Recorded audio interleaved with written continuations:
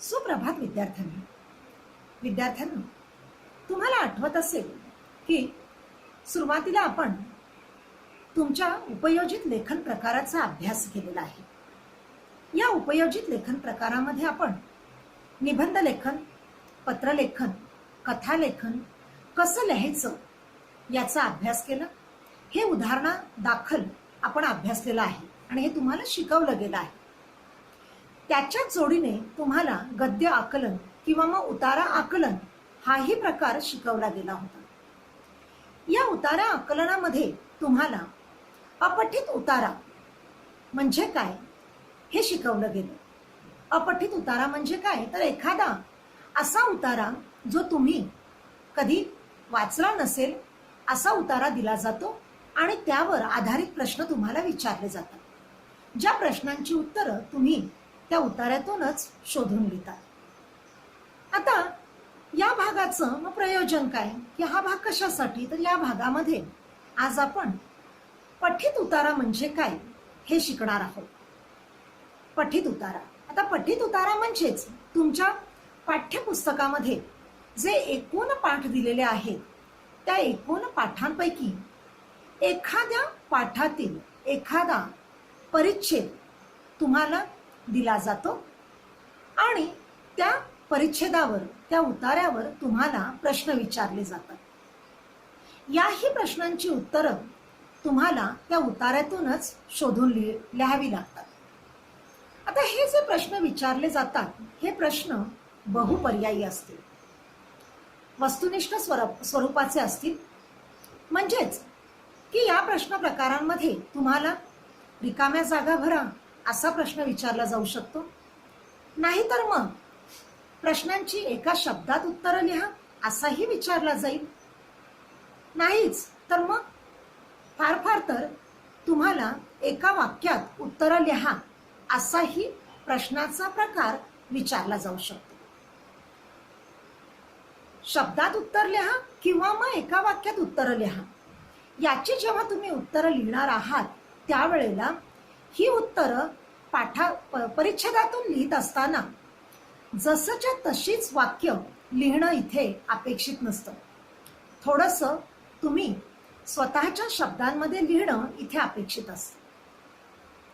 आता म्हणजे नेमकं काय करायचं किंवा पठित उतारा कसा असतो, कोणत्या स्वरूपाचा असतो हे आपण पाहणार आहोत. इथे मी तुम्हाला एक पठित उतारा देणार आहे. आधी किंवा सर्वप्रथम मी त्या पठित उतार्याचं वाचन करेन. त्या उतार्याचं वाचन झाल्यानंतर मग त्यावर विचारलेल्या प्रश्नांचं वाचन करेन. त्याची उत्तरं कशी लिहिली गेली आहेत हेही तुम्हाला सांगेन आणि मग उदाहरणादाखल किंवा उदाहरण म्हणून तुम्हाला एखादा परिच्छेद दिला जाईल, त्यावर प्रश्न मी देईन आणि त्या प्रश्नांची उत्तरं मग तुम्ही शोधून लिहिण्याचा प्रयत्न करणार आहात. हा उतारा म्हणजेच एक प्रकारे तुमचा तो सरावही होऊन जाईल. आता तुम्हाला दिलेल्या या पठित उतार्याचं मी इथे वाचन करणार आहे. लक्ष द्या हा. ज्येष्ठ महिना सुरू झाला की पावसाचे वेध लागतात.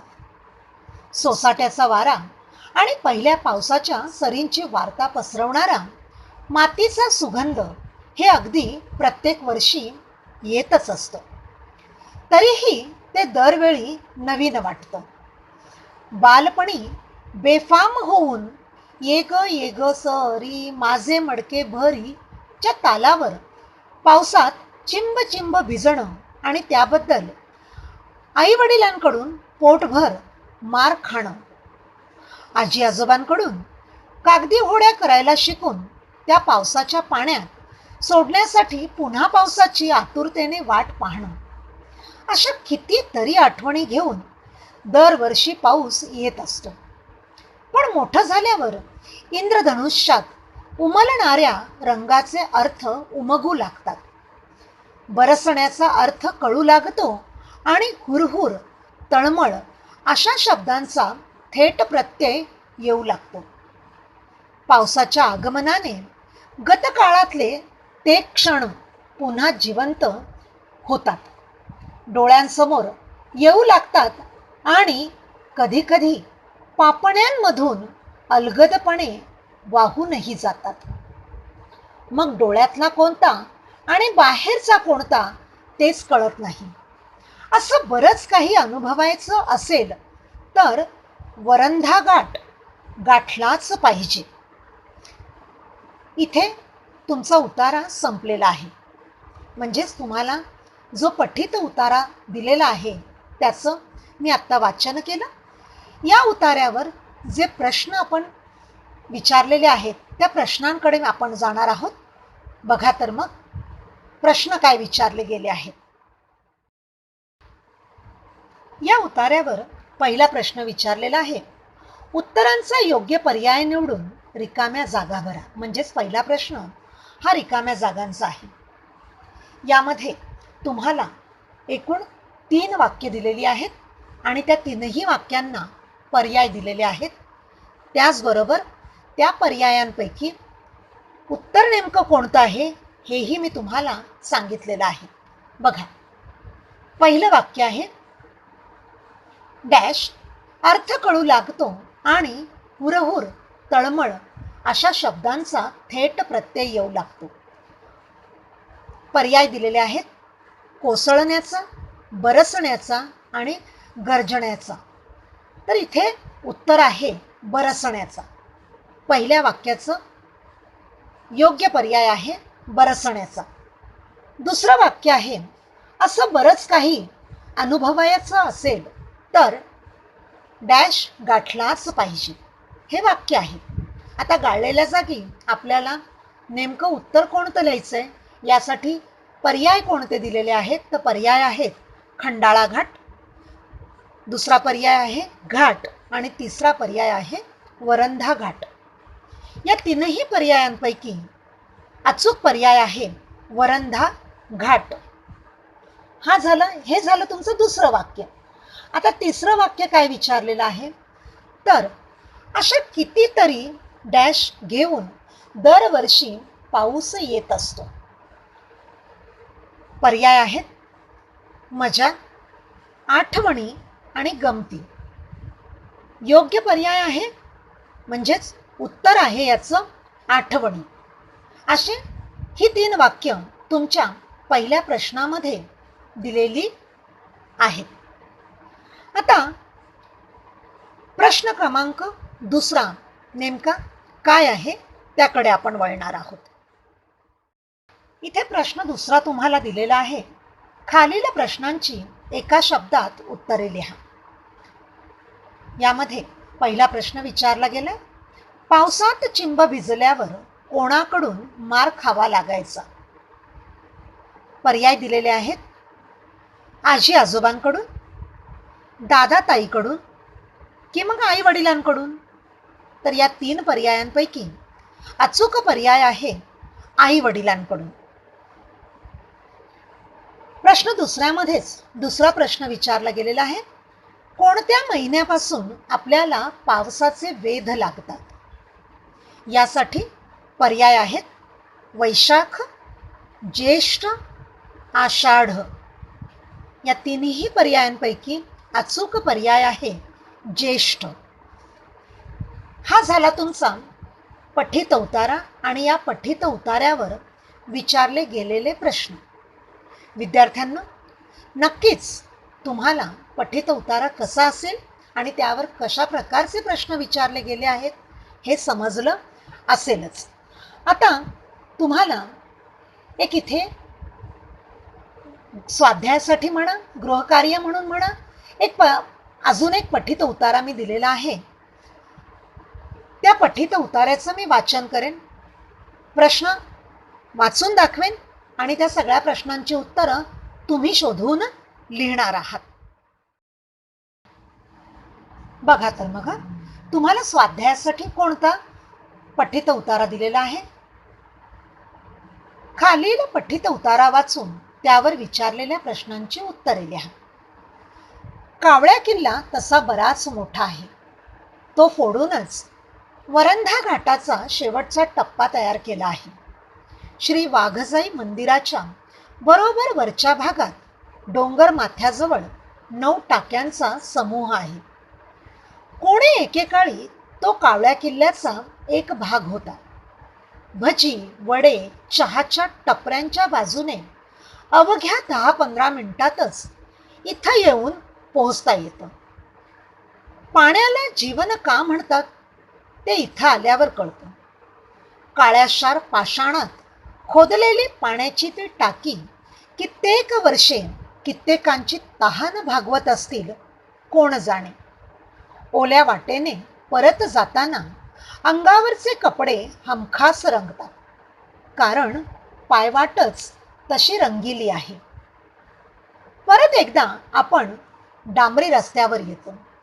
उजव्या हाताच्या वळणावर कावळ्या किल्ल्याकडे जाणाऱ्या पायवाटेवर नजर स्थिरावते. बांधीव पायऱ्या पार करून अरुंद पायवाटेने कारवीच्या झाडीतून हृदयाची धडधड वाढवणारा ट्रेक सुरू होतो. इथे तुमचा हा स्वाध्यायासाठी दिलेला जो पठित उतारा आहे त्याचं वाचन मी पूर्ण केलं. आता यावर कोणते प्रश्न विचारलेले आहेत या प्रश्नांचं फक्त मी वाचन करणार आहे, उत्तरं तुम्ही शोधून लिहिणार आहात. पुन्हा मगाशी आपण पाहिल्याप्रमाणे याही परिच्छेदाला तुम्हाला 2 प्रश्न असतील. या 2 प्रश्नांपैकी पहिला प्रश्न हा रिकाम्या जागाच असेल. या रिकाम्या जागांसाठी वाक्य दिलेली आहेत आणि या वाक्यांना पर्याय आहेत. या पर्यायांमधून तुम्हाला अचूक पर्याय निवडून ती रिकामी जागा जी आहे ती रिकामी जागा भरायची आहे. बघा, प्रश्न पहिला, उत्तरांचा योग्य पर्याय निवडून रिकाम्या जागा भरा. वाक्य दिलेलं आहे, कारण पायवाटच तशी डॅश आहे, म्हणजे रिकामी आहे तिथे जागा. यासाठी पर्याय दिलेले आहेत मातीची, तांबडी आणि रंगिली. आता या 3 पर्यायांपैकी अचूक पर्याय निवडा आणि तो तिथे लिहून टाका. दुसरं वाक्य दिलेलं आहे, परत एकदा आपण डॅश रस्त्यावर येतो. यासाठी पर्याय आहेत गावच्या, डांबरी आणि कच्च्या. या 3 पर्यायांपैकी अचूक पर्याय निवडा आणि त्या वाक्याची ती रिकामी जागा भरून टाका. तिसरं वाक्य आहे, डॅश किल्ला तसा बराच मोठा आहे. हे पहिल्या प्रश्नाचं तिसरं वाक्य आहे. यासाठी पर्याय आहेत कावळ्या, नळदुर्ग आणि तिसरा पर्याय आहे डोंगरी. योग्य पर्याय निवडा आणि हे वाक्य पूर्ण करा. हा झाला तुमचा पहिला प्रश्न. प्रश्न क्रमांक 2, खाली दिलेल्या प्रश्नांची उत्तरे एका शब्दात लिहा. हा प्रश्न दुसरा आहे. यासाठी 2 प्रश्न विचारले गेलेले आहेत. त्यापैकी पहिला प्रश्न आहे, हृदयाची धडधड वाढवणारा ट्रेक कुठून सुरू होतो? पर्याय आहेत चढणावरून, उतरणीवरून आणि किंवा कारवीच्या झाडीतून. या 3ही पर्यायांपैकी अचूक उत्तर निवडा आणि ते उत्तर तुम्ही इथे लिहिणार आहात. प्रश्न दुसरा तुम्हाला विचारला गेला आहे, मंदिराच्या बरोबर वरच्या भागात पाण्याच्या किती टाक्या आहेत? पर्याय आहे 7, 9 की 8. या दिलेल्या 3 पर्यायापैकी अचूक पर्याय निवडून उत्तर म्हणून ते तुम्ही लिहा. विद्यार्थ्यांनो, पठित उतारा कसा असेल, काय विचारलं जाईल, या भागामध्ये मी तुम्हाला व्यवस्थितपणे सांगितलेलं आहे. नक्कीच तुम्हाला समजला असेल.